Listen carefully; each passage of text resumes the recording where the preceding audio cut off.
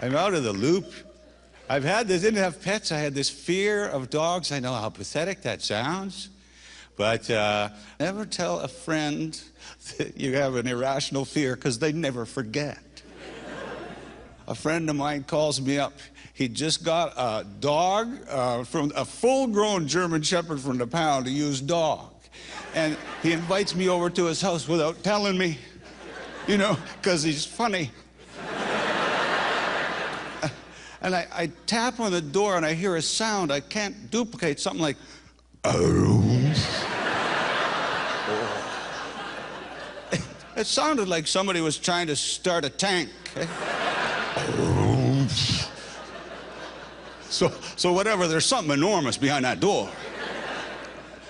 And he comes out and he's got his new dog by the collar, but just barely. Hey,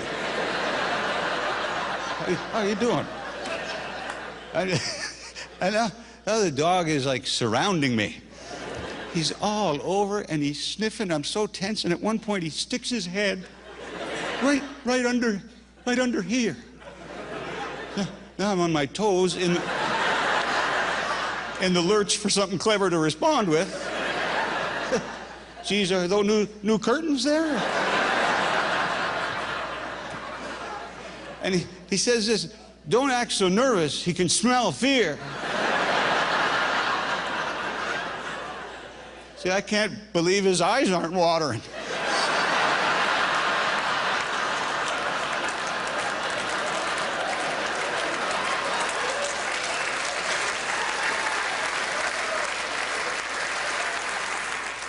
So finally he's sitting 3 feet away staring at the new guy.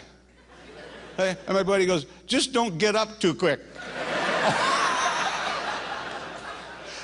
And all I want to tell him is, hey, it's a dog. Put him in the goddamn basement. I mean, what other rules are there in this nut house? Oh yeah, and don't use adverbs. Yeah. Goes right for the throat. Okay, I'll just sit here quietly. Jesus, quiet like.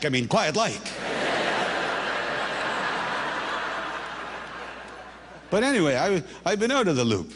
And I overcame this fear. It's a happy story, triumph over adversity. I overcame this fear by getting a dog. It changes your whole perspective. I mean, they're in your heart in days. They're right there. The only thing I didn't know was the expenses. So we had to take him in. Rules were you got to take him in for a shot. He's supposed to have an inoculation. We bring him in. She had a different thing in mind. She wanted to give him 10,000 needles. So that's it. I'm in her hands now. So she's got the dog there, and she's pokey, fling, pokey, fling. It was like a little barn dance. There's a rhythm to it. Pokey, fling, pokey. Hey, but it was $20 a stab. I go, that's my rent money going to trash there. Pokey, fling, pokey, unending. Now I'm getting angry and curious at the same time. Okay, what's that one for? Diphtheria. Oh, yeah. Okay, what's that one? That's for whooping cough. Jesus Christ, that dog can't whoop. Have you lost it? So what's that one there for? Dutch elm disease? No, that's for Lou Gehrig's disease. Hey, Lou Gehrig was a baseball player. This Nimrod can't even fetch, for God's sake.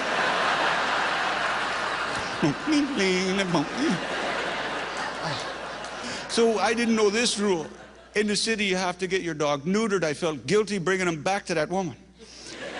So she does the operation. I'm trying to leave. She's tapped me on the shoulder again. So what the hell? What, you used to run a Mr. Lube franchise? You can't get out of the building. What?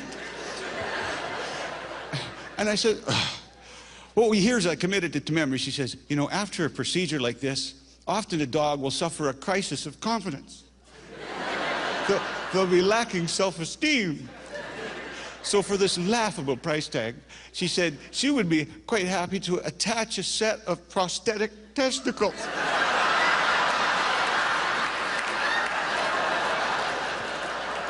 They call them newticles. So there was nothing in this that made any sense to me. I couldn't imagine how this is supposed to help.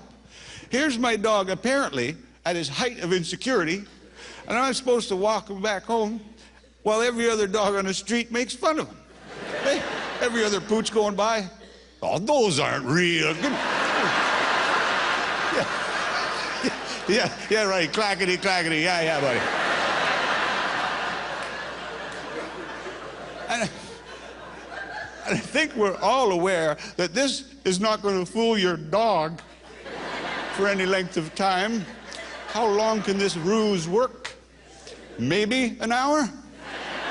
Before your beloved dog jumps on the couch with you, gives you an accusatory glare, huh?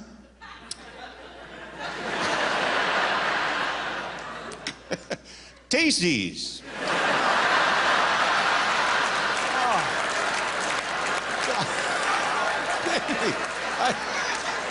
I'm getting a rubbery aftertaste. Is it me? Go. Anyway, look, you guys have been great. Thanks for listening.